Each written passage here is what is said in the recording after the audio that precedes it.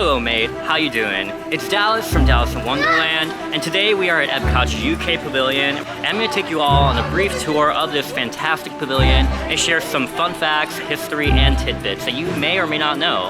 Hopefully you'll learn something by the end of this video today. But before we begin, be sure to like, subscribe, share, ring that bell icon, and follow me on TikTok and Instagram. My handle is below, and that is at It's Mike Dallas. Again, that is at It's and my name, Mike Dallas. Now, let's go ahead and enter the UK.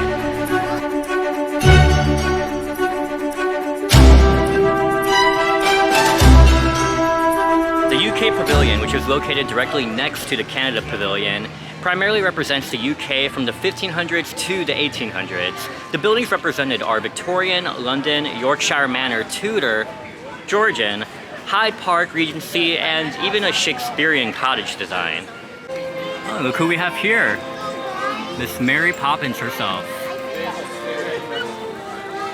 And what's special about the UK Pavilion is that it is primarily based in pre-1949 Britain, which is pretty evident because of the building's depictions and references to Britain before Ireland gained full independence from the British Commonwealth. For example, inside the shop, the Crown and Crest, there is a coat of arms featuring English, Scottish, Irish, and Welsh icons. Another fun detail of the Crown and Crest is the wooden door frame. You'll notice on either side there are wooden carvings of a knight and a priest. Carved wooden door frames signify wealth, and as we can clearly see by the elaborate detail, this is a very, very wealthy person. Inside the Crown and Crest is also where you'll find the Historical Research Center, who possesses a database of thousands of last names and is able to search for your name and its heritage, history, and its coat of arms.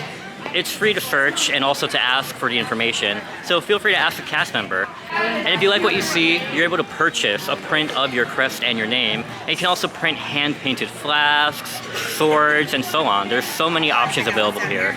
Definitely worth checking out. They have thousands of names in this database, so guys, your name might be in there. It's free to ask. One of the many drinking hotspots you'll find at Epcot, and a huge favorite at the UK Pavilion, is the Rose and Crown Pub. Directly above the main entryway to the Rose and Crown Pub, you'll see a coat of arms with the motto under it reading Odium cum dignitate, which basically translates to leisure with dignity. And if that's not a fine, classy way to live life, then I don't know what is. Now the Rose and Crown isn't just a pub. It offers a nice indoor dining experience in their breathtaking dining room. A few months back, I had the opportunity to stop in and try their famous fish and chips and their signature Pim's Cup. Alright y'all, we have made it into the Rose and Crown dining room.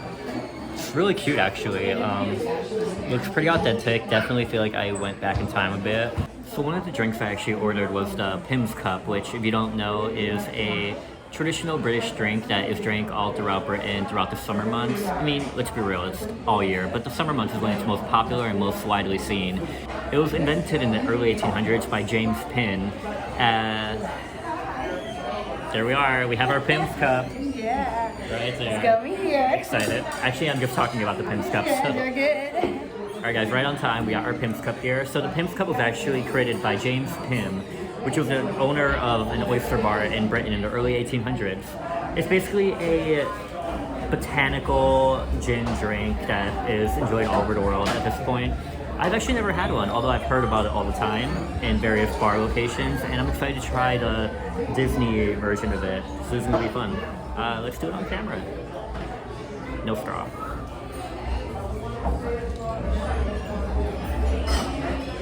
Okay, that's very refreshing. I can see why it's enjoyed most commonly during the summer months. Alright y'all, so here we have it. The famous fish and chips of the UK Pavilion. Now, I can already smell this, I know it's going to be amazing, and you can see how elegantly it's beer battered and fried, and I cannot wait to try this out. I'm sure I'm going to love it nonetheless. It smells amazing. Let's get a reaction to that.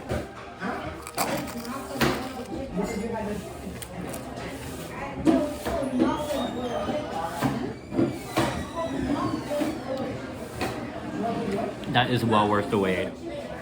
Holy macaroni. So good. This is a spot definitely worth checking out. Also, can't get a reservation or not looking for a sit down, you'll find a Yorkshire County fish shop right beside it.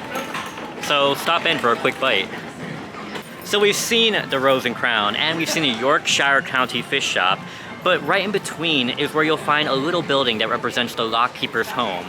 If you walk around the building to the other side, you'll see a sign that reads Grand Union Canal, Thomas Dudley, Lockkeeper. The Grand Union Canal in England spans 137 miles, and if you walk to the waterfront, you'll see the United Kingdom Pavilion's version of this canal. Now, if you turn around from the Rose and Crown, you'll see the Toy Soldier Shop and the Sportsman Shop, which were both inspired by Hampton Court, a royal British palace in central London. Inside the Toy Soldier is where you'll find toys and memorabilia associated with the UK, such as the Beatles, Paddington, Doctor Who, Winnie the Pooh, Monty Python, and of course, the Rolling Stones. The coat of arms above the Sportsman Shop is based on the royal arms used from the time of King Henry VI through the reign of Queen Elizabeth I. And this is also where you'll find various British sportswear. And if you look closely at the coat of arms by the entrance, bam, hidden Mickey. The Cantilever buildings next to the Toy Soldier represent the 1600s. If you look at the second story of the building, you will see how it comes out over the street level. In the 1600s, taxes were based on ground floor space. Creative folks back in the day built structures with larger second floors that would not be taxed. Pretty smart and handy, if you ask me.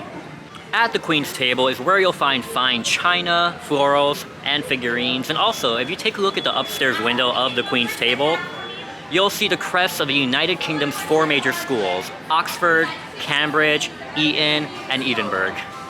And what would the UK Pavilion be without an English cottage? In the center of the pavilion, you'll find the Tea Caddy, which, if you haven't seen my other vlogs, they offer a self-guided tea tour presented by Twinings London. This is also where you'll find various teas for your enjoyment. Just simply enter the cottage, ask for a guide, and you'll be able to immerse yourself in a mini adventure of authentic fruits, herbs, and many more. And at the very end, once you've completed your tour, the cast members inside will offer you your very own prize. All complimentary. This cottage holds a special place in the pavilion, as it is modeled after Anne Hathaway's cottage. And no, I'm not talking about the star of Disney's Princess Diaries and Les Miserables. I'm talking about the wife of the one and only William Shakespeare. And look who we have here, right by our tea garden today. Our favorite, Alice in Wonderland. And as exciting as the Tea Caddy Garden is, there's yet another garden towards the back of the pavilion. Once you follow this path past our shops, you'll see a grassed area with various topiaries, bushes, and shrubbery. Inspired by Hyde Park, this is an excellent resting spot and photo spot. And this is also where you'll find many of your favorite characters, including Mary Poppins, Winnie the Pooh, and all of his friends.